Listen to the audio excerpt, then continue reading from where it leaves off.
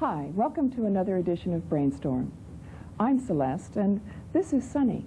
Now, she's here because of tonight's special guest, Mark Edward. I've known Mark for a few years, and he's a talented and gifted psychic. But Mark has also developed a unique talent telepathically communicating with animals. And he's going to demonstrate this psychic link for us in just a few minutes. But before we go any farther, I want to correct an omission from the last show. This is public TV, and the people that helped me put this show on the air volunteer their time and their talents. And because of a technical error, 2 of those people were not acknowledged in the credits of the last show. So I really want to thank Sandy Spillman for his creative advice, and my makeup artist, Dean Romero, for his magical transformation of this face. I thank you both, and I'm really sorry that we goofed. Now, as with every show, I have a volunteer with me tonight for a psychic reading. And this is Maxine. Hi, Maxine. Thank you very much for being with us. Since we've been sitting here just before the show began, I have been picking up some feelings from you of a lot of change going on in the home.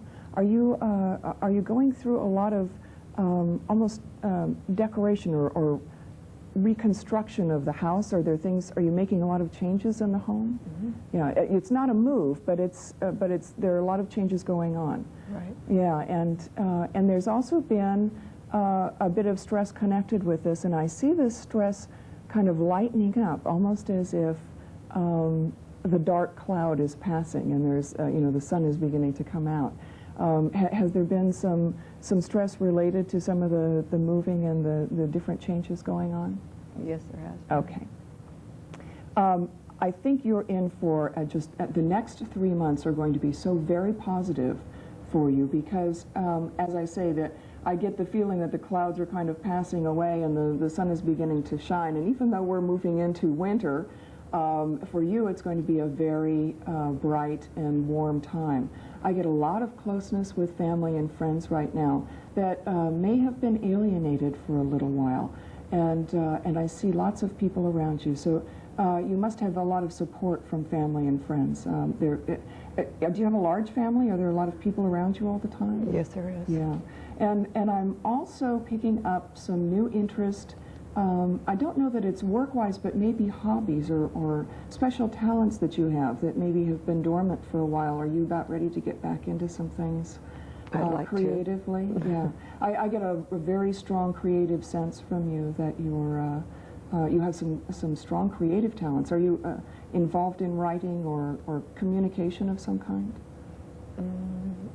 I haven't been recently, but it would be nice to get back to something like that. Uh-huh. Do you do any writing? Have you done some writing in the past?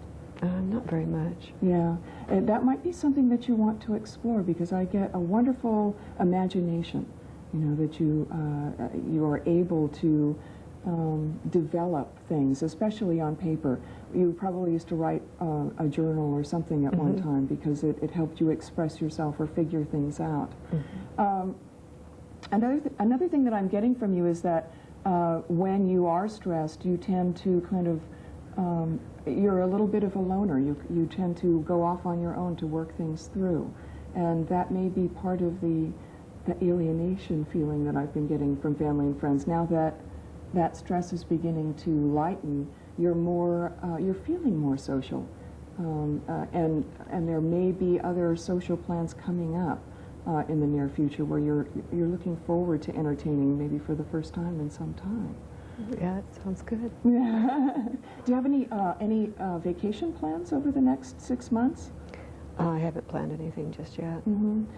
It very well may be. I am getting a trip by It'll be a distance, and so I'm getting by air. It may be to a different state before February, but I do get some kind of an enjoyment. This won't be for business. This will be for pleasure. Maybe to see someone you haven't seen for a long time, or it's possible someone's coming in that you haven't seen for a long time, and be prepared for that, because I do think that that's going to be in the makings for you. That's funny you should say that. My brother just came from Texas to see me. Oh, he did? Oh, great. Okay, and is he going to be staying with you for a little while? No, I just saw him for a few days ago. Okay. Well, Maxine, I really appreciate you being here and having our psychic reading done live on the air. I hope you'll come back and visit again, and we'll do another reading for you later on, okay? Okay, thank you. Great. Now, if you want to be a guest on the show and have a psychic reading with me, I want you to get your pen and paper ready, because I'm going to have some information for you. My address and phone number will run in the closing credits of the show. Next up, we have Mark Edward, and it should be very interesting. I'm looking forward to it. We'll be right back after this. Hi, I'm Crystal Carson. I'm inviting you to join me and over 40 of your favorite soap stars at a very special event. Take a chance with the stars. It's a star-studded casino night to raise funds for the American Cancer Society. Join us on Saturday evening, November 6th at the Sheraton Universal Hotel in Los Angeles, California. To order tickets with Visa or MasterCard, call 818-989-5555. This could be your lucky night. Welcome back to Brainstorm. My special guest tonight is a member of the Psychic Entertainers Association and the American Society for Psychic Research. And he's also a professional animal trainer. He worked with a gentleman named Ray Berwick, who trained all those birds in the Alfred Hitchcock movie, The Birds. And it's really a delight to introduce him to you. This is Mark Edward. Thank you very much for being here, Mark. It's nice to be here. I want to say one thing. We are having a little bit of confusion here with the animals, so we have no idea what's going to happen. But that's live TV, and here we go. Mark, I've written down some questions with all this confusion so that I at least cover everything I wanted to ask you. Now, I know as a psychic, both of us get asked this a lot, but it is something that everybody really wants to know. When did you first realize that you had the psychic gift and that you were getting these different Well, I think I always had something going on, but I wasn't quite sure what it was. I don't think it was especially acknowledged by my parents or relatives. I think they were a little put off by it. So it was something that I channeled into a lot of different areas, art and music and things like that. And then it was basically a communication thing. And then after a while, I realized that I could read people's thoughts or predict things, and I accepted it, and the people around me started to accept it too. So it was a little scary for most people in the beginning, including me, but once I realized that I could help people with it, and that it was a gift, then it became easier to handle. Yeah. Do you think that everybody has a certain psychic gift? Sure, I think we all have it. Most people don't give it much significance. Some people decide to develop it by listening to it. To me, being psychic just really means paying attention. Right. So, you know. There are a lot of different avenues of showing the different psychic gifts, like tarot cards and palmistry and clairvoyance. Is there anyone that really comes through strongest for you, or? Well, my label that they have given me is intuitive clairvoyance, which means it's kind of hard to describe, but it's like I push myself forward into the future, take a look around at what I see happening, and then try to verbalize it. So it's not fortune telling like with tarot cards, because I'm not really telling a fortune. It's more like I'm remembering what I saw. So it's a visual thing, and it kind of happens really fast. It's like a back to the future sort of an idea. So it's hard to grasp for people who don't understand it, but it is very visual, because that's my background in art and that sort of thing. So when I see something, I just believe it, and it usually comes true. So. Yeah. And have you always loved animals? Is that? Oh yeah, animals have always been a big part of my life, and I've always been interested in communication with animals on other than a verbal level. They seem to understand things. There's all those stories about when you a loved one is on their way driving home, and all of a sudden they're 10 miles away, but the dog starts to, whine and paw at the door. How could they know that? Do they hear it? Do they sense it? So initially, things like that started to really interest me. Yeah. And then when I became an animal trainer, the linkage just was so strong with the animals that I worked with that I knew that was what I wanted to do. So that's what I've been working with. That's great. Sonny, sit. That's a good girl. Yes, you're a good puppy. I know that you have private consultations with people. Do you also make appointments for animals? Sure. Really? Why not? I mean, in fact, that's what I would prefer to do, as silly as it sounds. Yeah. I mean, I would rather, it's like some famous poet said, the more I'm around animals, the less I like people. So I mean, it's not that I'm a hermit, but I love animals, and they have a lot to say if people will listen. Really, Yeah. that's the way I feel. When you were working, training animals in motion pictures, was that when you really discovered that telepathic link? Well, I think what it was is I just became dissatisfied with animal trainers. Yeah. Because trying to teach certain behaviors to animals can be very frustrating for the animal, and I didn't like that part of it, so I got out of that area, because I like just the affection training, which is a school where I originally learned, which is you don't use food, you just love the animal, and the animals respond much more to that. So that's where that sort of link comes through. If you feed it or you reward it, the animal will respond, but they're more in tune with a love vibration than they are food. So once you understand that, then you don't have to always be weighing them and feeding them a certain amount, and so that's what I prefer, is just to talk to them and take them for walks, and Right. that's how I reward my animals. I don't feed them a lot or not feed them. Yeah. So. Now, I know that you're one of the live on the air psychics on one of the local radio shows, because I've listened to you. I wonder, with people realizing that you're telepathic with animals, has anyone called in for you to do a reading for their pet? I've had a few, but it's very difficult to do over the telephone on the radio, because with animals you really have to have personal contact. Otherwise it tends to get filtered by the person. In other words, a person will say, well, my dog's digging in the yard, what's the matter with him? Well, over the telephone I can't really tell, but if I go and I find out that there's, a huge yard, or a small yard, and the dog has nothing to do, then it explains it. So to do a reading over the telephone on the radio, if they ask a specific question, sometimes I can give them a specific answer. But to really give the animal a reading, you really have to be there. It's kind of like the dog psychologist in Down and Out in Beverly Hills. You have to look at the animal and see what the people are like around them, and how the animal's responding or not responding. And then it's just, a lot of times it's just common sense. Because sometimes people don't, when you're in the middle of a situation, you don't always see what an outsider would see, Right. So that's why I say it's paying attention and kind of looking at it as if I was an animal. Yeah. If I was the animal, then what's the environment like? What's going on there? Well, we're going to take a short break, but when we come back, we're going to give you a chance to demonstrate your telepathic link with the two little friends that we've brought here today. Sonny's asleep, so I don't know what we're going to do. But Okay, we'll be right back.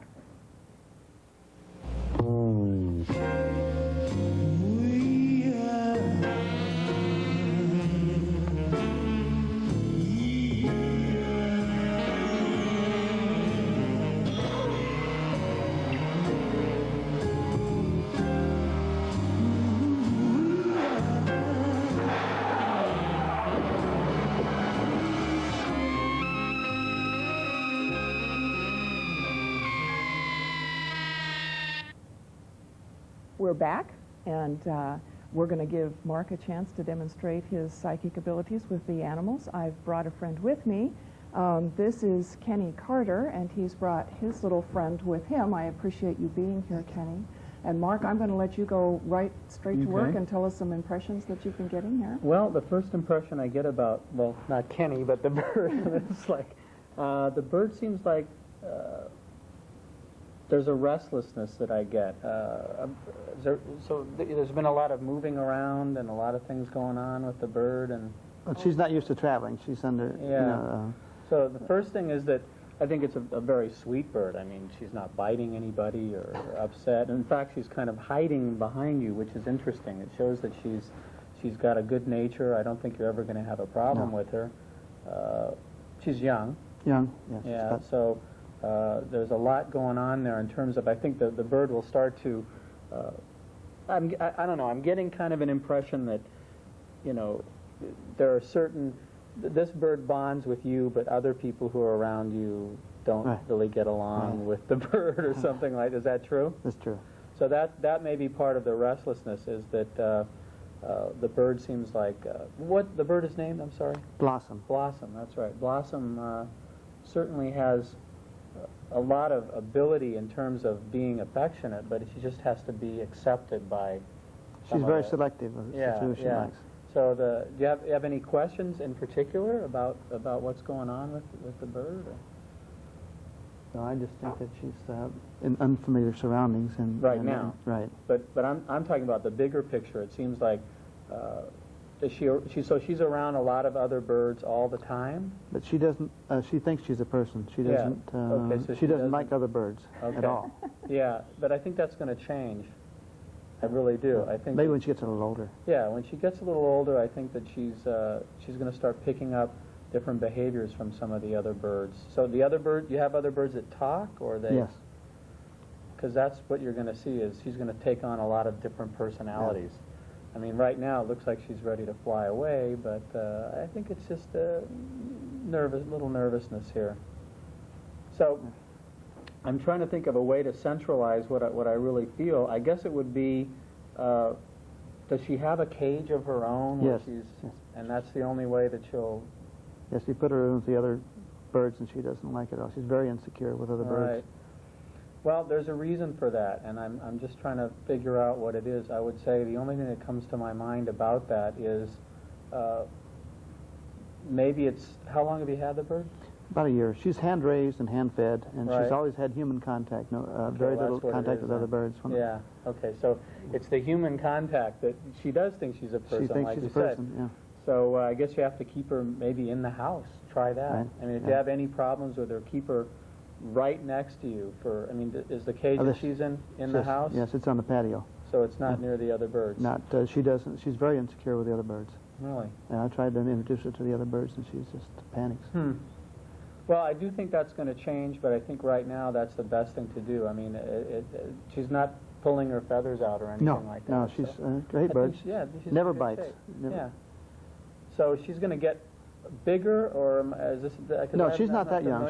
She's about two or three. Yeah. But they live a while. Yeah, that's still a young be sure bird. To put her in your will, as they say, right? So, I think she's fine. There's just a little restlessness.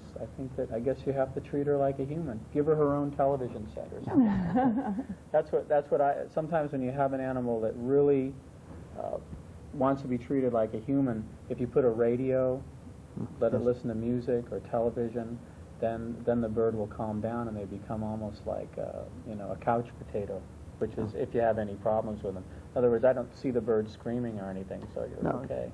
She's very active and at home when she's in her own environment. She's quite content. All right. I have a question. It has nothing to do with a psychic question, but she looks a little different than most cockatoos that I've seen. Is she a different type of breed? Usually they seem to have more feathers in their face, or is that because of her? She's a bare-eyed cockatoo, which is, they're not really rare, but they're the most inquisitive and the most intelligent of the cockatoo family. Yeah, I can see the blue around her eyes. Yeah. She's very pretty. She's agreeing with me.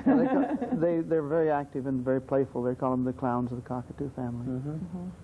Yeah, well, I think she probably is. Probably the most intelligent of the cockatoos, I think. I mean, I have other cockatoos, so I'm not being prejudiced. Yeah, I've worked with them, so that one is very mellow. Usually they would be flying all over. Yeah, biting, and she's never bitten me, and they can bite to the bone. Yeah. Wow. You can get some pretty severe bites from them. Yeah, that's quite a beak she's got on her. Yeah. Yeah, they can bite a broomstick into almost. I think this bird has got a bright future. Yeah. Just try and keep her out of show business, I think. Yeah. She's laughing now. Good. That's good. Let me wake Sunny up and let's see what you can get from her. Sunny? Sunny, are you awake? Here. Come say hello. Come on over here. Girl. Let's have a look here. Yeah. Hi, baby. Well, do you have any specific questions about Sunny's, a well-behaved dog? I don't see any problem. She's a terrific dog, and we have a very special bond between the two of us. I'm more curious in just what you're picking up, Well, a couple of things come to my mind about the dog. She's very sweet. She seems like there's almost like two sort of personalities that are inside this dog. Oh, wow. It's really interesting that you say that, because I've had that feeling for a long time. But it wasn't always that way. I think that Sunny was kind of on her own, and then something kind of just sort of came into the picture that influenced her in some way. It wasn't a human. It wasn't you. It was possibly. That's right. Possibly another. That's right. This is going to put me out on a limb, but you're right. When she was about 6 months old, she had a grand mal seizure.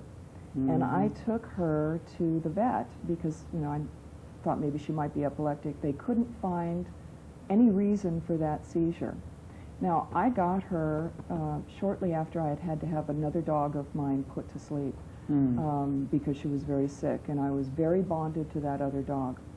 The first 6 months that I had her, she was a devil. I mean, puppies are always devils, but she was really a devil, and we were having a little bit of a hard time getting along. And suddenly, she had this seizure this one night. We couldn't find any reason for the seizure.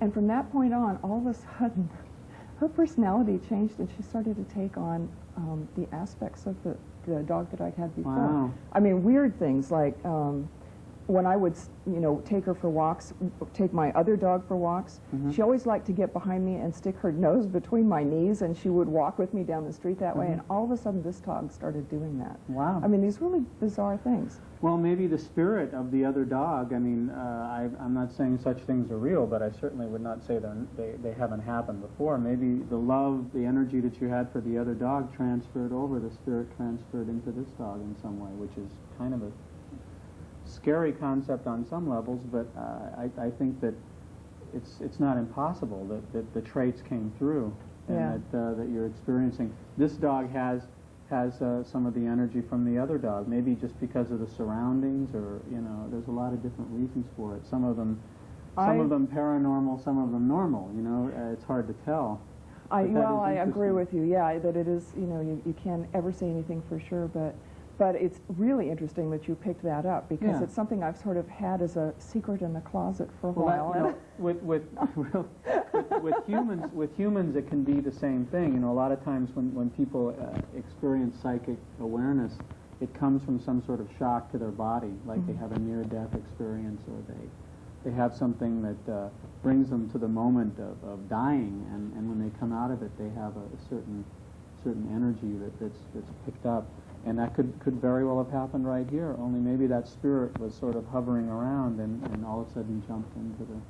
The other thing that I felt, and I don't know if it doesn't have anything to do with past lives with the dog, but I don't think she really likes this choke chain. She hates it. Yeah. She absolutely hates it. I mean, she's not uncomfortable with it, but it's just that a choke chain is not great for a dog with long hair, okay? Because it gets, every time you pull on the chain, the hair gets caught. She scratches that's just at a little something you might want to consider, just getting a canvas chain or something like that. Yeah, well, she has a little canvas collar on, and normally that's Is that what I use with Yes, her. baby. See, she says thank you for telling her that. Okay. So other than that, do we have how much time do we have left? I haven't the faintest idea. Any other How are we doing questions, on time here? We all right? All right.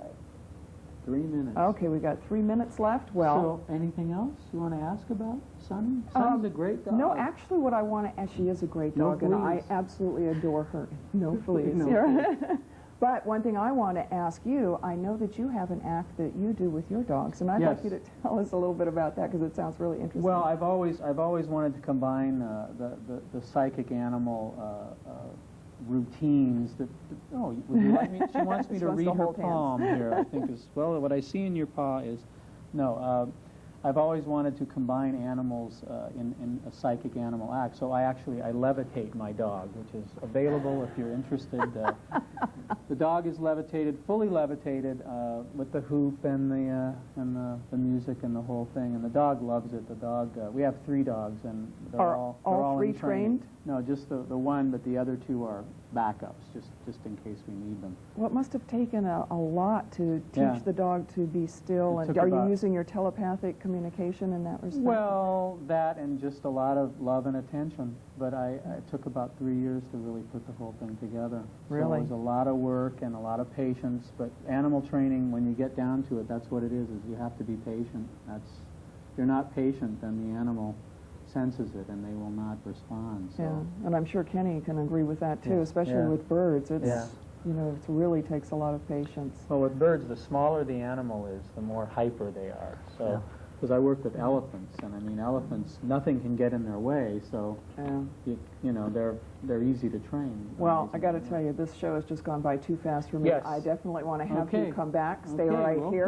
Thanks for coming by. It's really been an education, and of course that's what this show is all about. It's to educate and hopefully to entertain you. I've certainly been entertained this last half hour.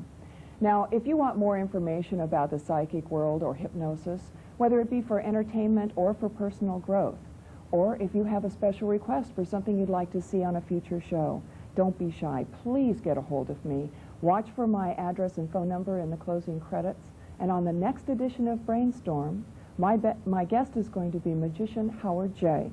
He's a student of metaphysics, a master of illusion, a wizard of wit, and a talent you really won't want to miss.